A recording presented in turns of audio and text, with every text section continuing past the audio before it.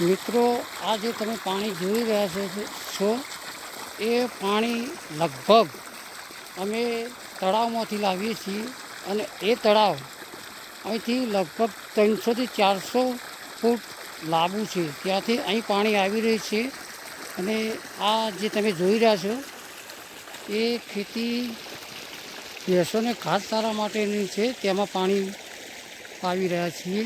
તો આ વિડીયો તમને ગમ્યો હોય તો શેર કરજો, લાઈક કરજો અને સબસ્ક્રાઈબ કરવાનું ભૂલતા નહીં.